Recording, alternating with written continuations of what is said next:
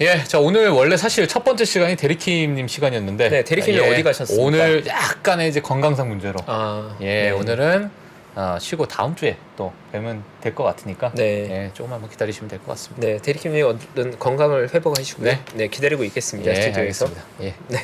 자, 첫 번째 시간 저희 미래에셋증권 판교센터 이상원 선임 매니저님 모시도록 하겠습니다. 안녕하세요. 안녕하십니까? 네. 안녕하십니까. 안녕하십니까. 네, 이틀 연속으로 또 찾아주셨군요. 네, 그렇습니다. 네, 새해부터 열일하고 계십니다. 음. 네, 방송 분량 욕심이 좀 나시는 건 아니죠? 전혀 안 납니다. 알겠습니다. 네. 장이 좀 좋으면 날 텐데. 예.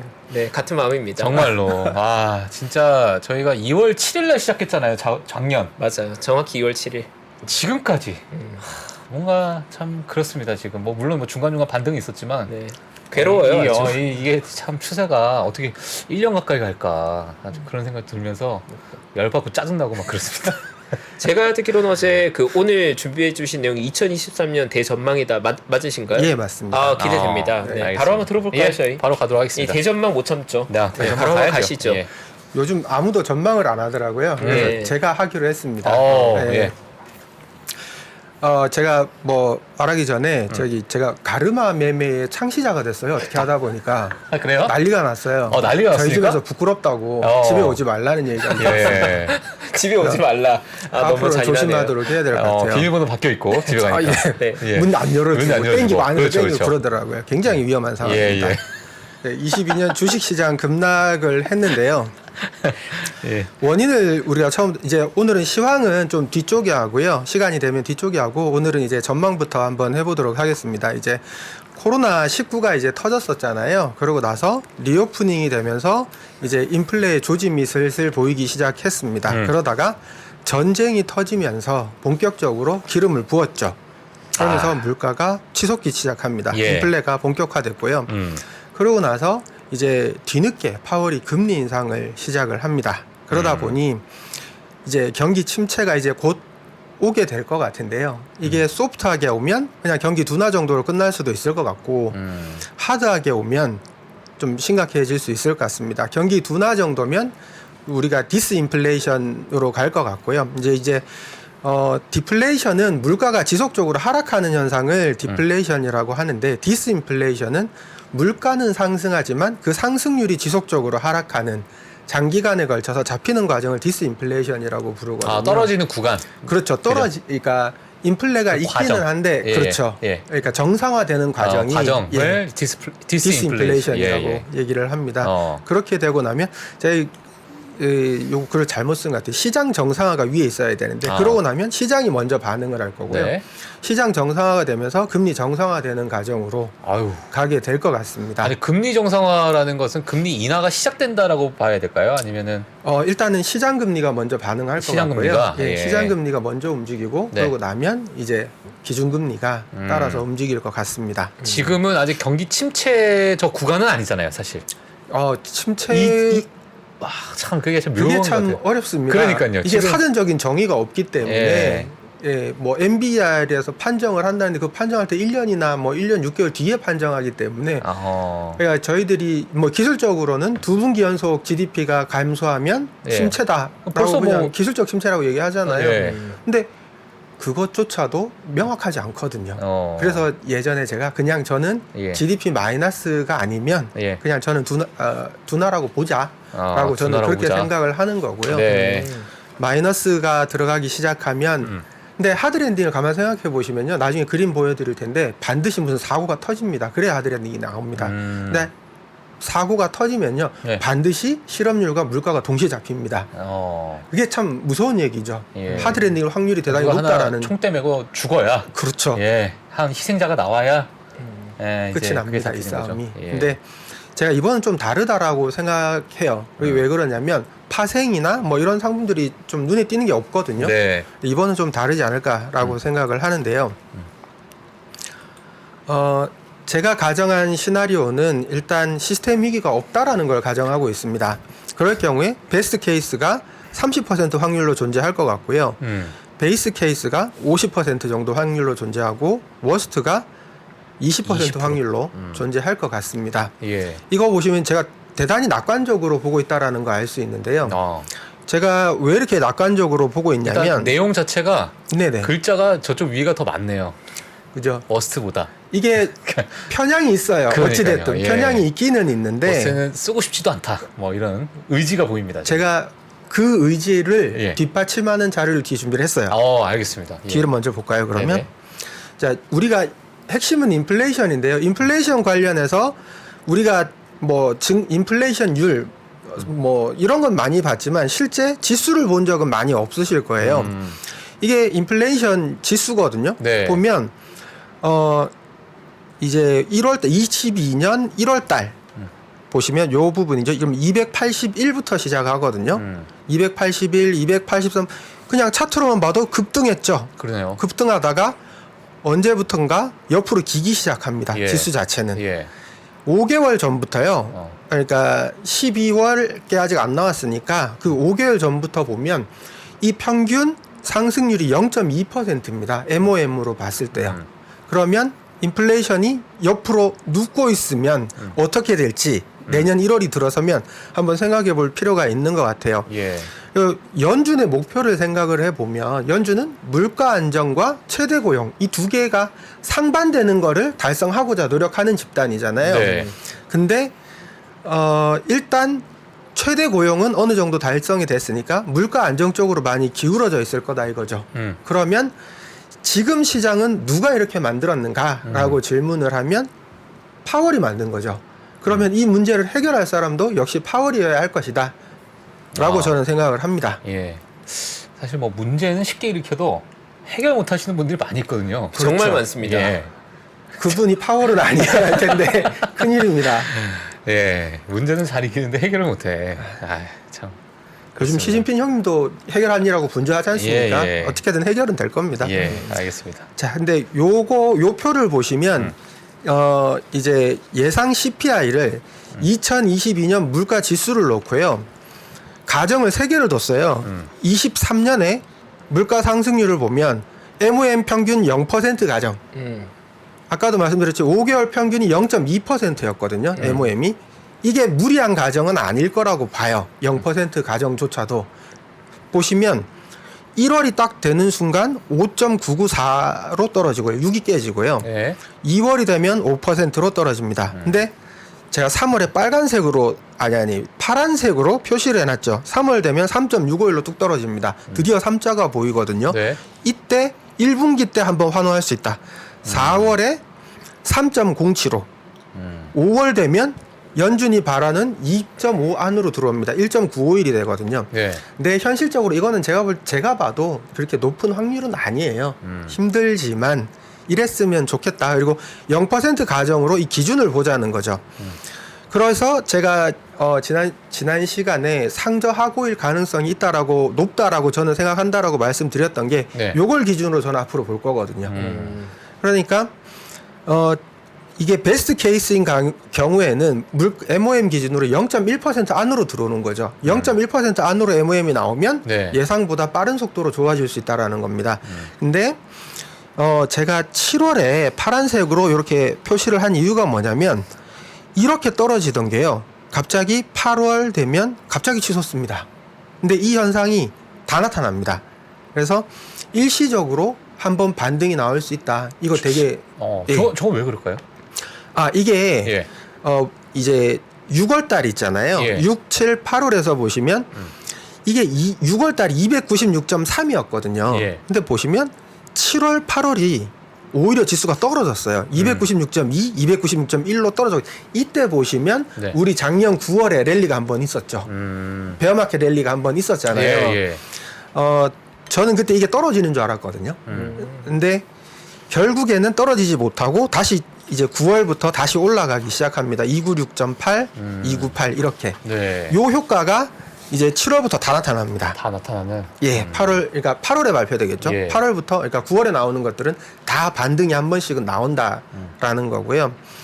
제가 베이스 케이스로 가정을 했던 거는 MOM 평균 0.3% 가정 이게 저는 좀 무난하지 않나, 확률이 높지 않나라고 생각하거든요. 네. 그러니까 0.3 안으로만 들어오면 우리가 대응할 수 있다라고 생각을 합니다.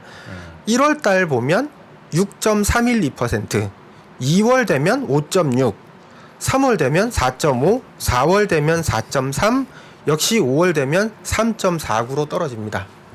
그리고 6월 되면 2.39, 빠른 속도로 떨어지죠. 예. 이렇게만 돼도. 그러고 나서 일시적인 반등이 있을 수는 있지만 이 정도 수준에서 잡히지 않을까. 안정권이다. 안정권으로 들어가지 않을까라는 생각이 듭니다.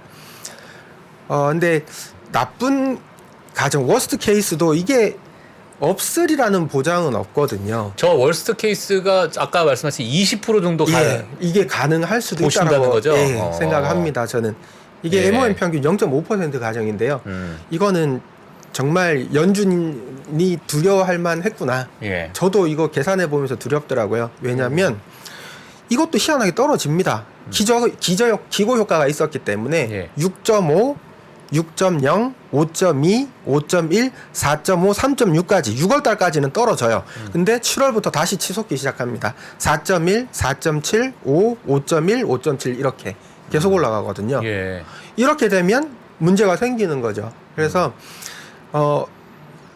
제가 이제 뭐 어쨌든 2023년을 이 물가 기준 0.3%를 베이스 케이스로 가정을 해서 저는 이렇게 생각합니다라고 하지만 중간중간에 계속해서 이게 매월 발표가 될 거잖아요. 그러면 0.3 이상이 나오면 다 의심을 해야 된다는 거죠. 혹시 반대 결과가 나올 수도 있지 않을까라는 건 의심을 해 보셔야 됩니다. 그러면 워스트 케이스에 대해서 대비도 하셔야 되는 거죠. 예. 그 마이클 버리가 1월 1일 날 그 얘기를 했잖아요.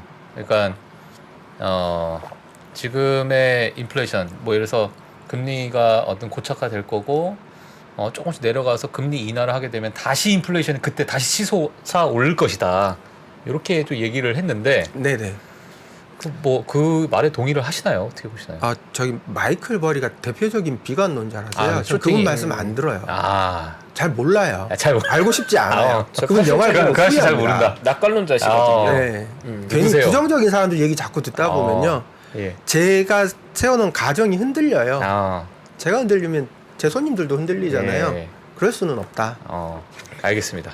저는 제 철학이 있는 사람이니까 예. 그쪽으로 갑니다. 예. 요즘 같은 살이 좀 빠지셨나요 혹시?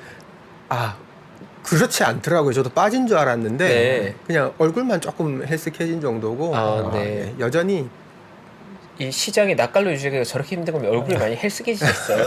네, 낯갈로 유지하기가 참 쉽지 않은 그런 시장입니다. 정말. 예. 정말 하루 만에 헬스케지더라고요. 네. 많이 헬스할 때는 헬스케어를 많이 사야 돼요. 헬스케어. 네, 건강 관리 하시고요. 진짜. 이어가시죠. 네. 미치겠네 진짜. 예. 이어가시죠. 네네. 예. 그러면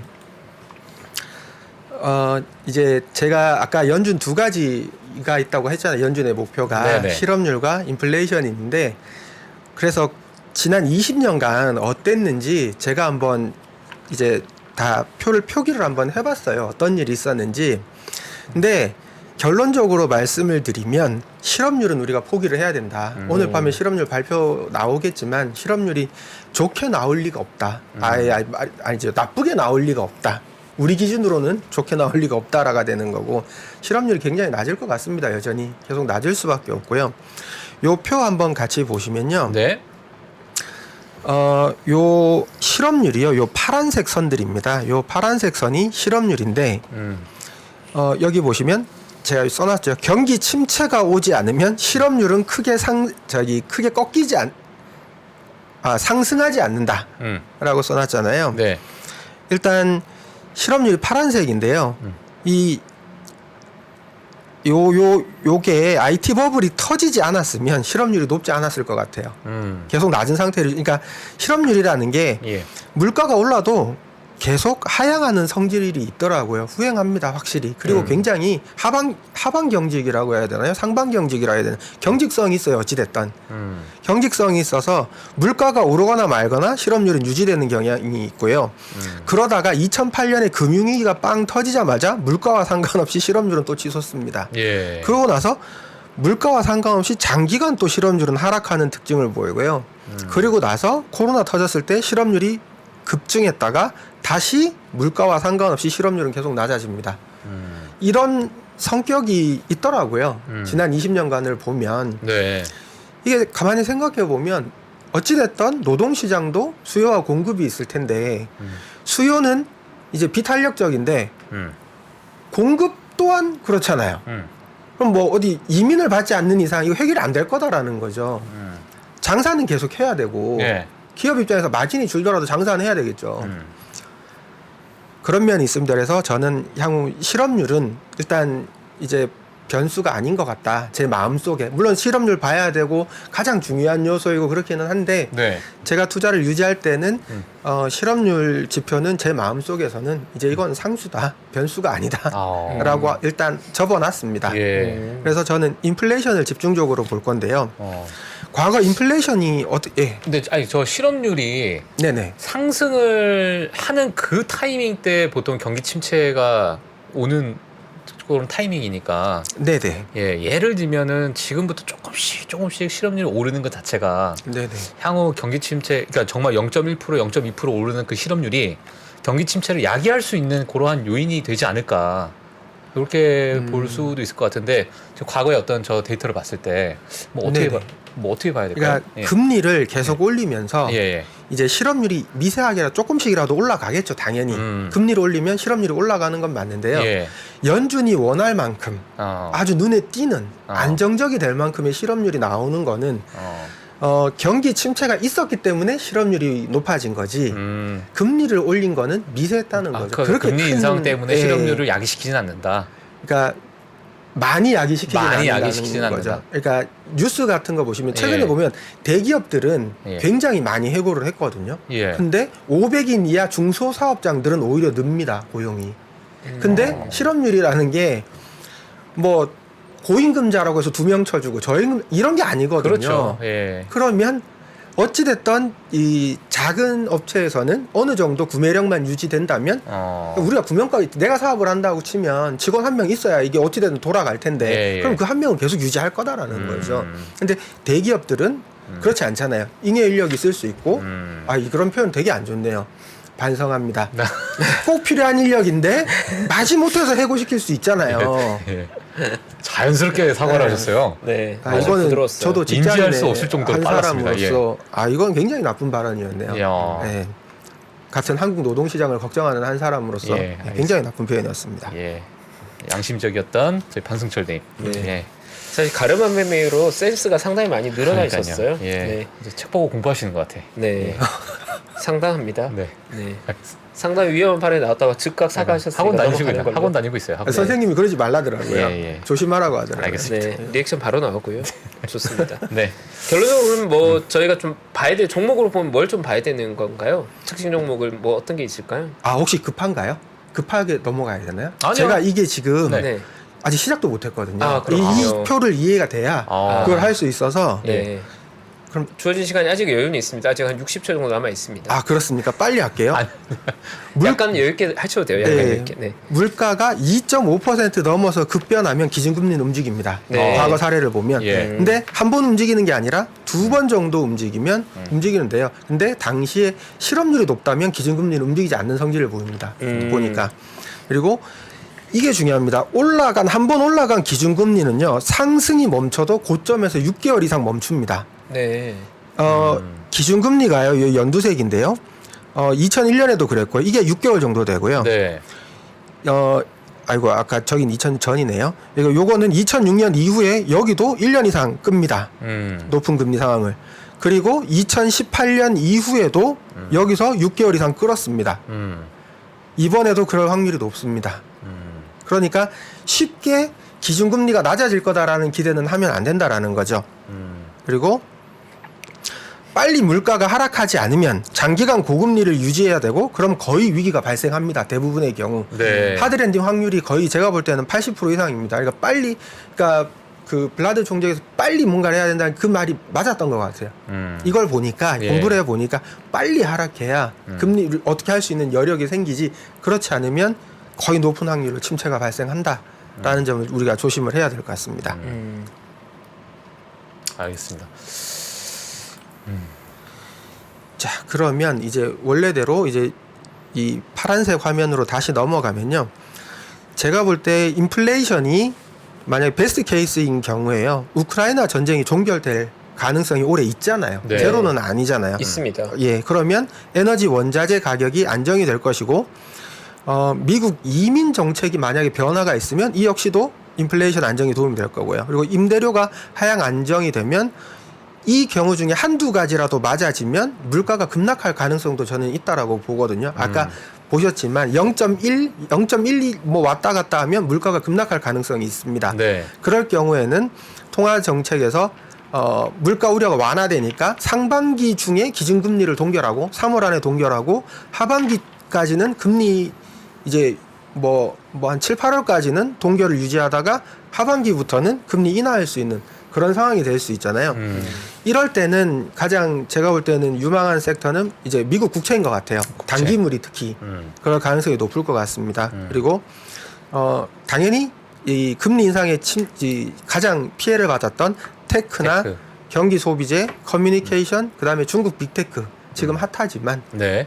저는 중국 빅테크도 지금 오랜만에 기회가 왔다라고 생각을 하거든요. 그러니까 이런 쪽도 금리의 피해를 많이 받았기 때문에 유망한 섹터다라고 생각을 합니다.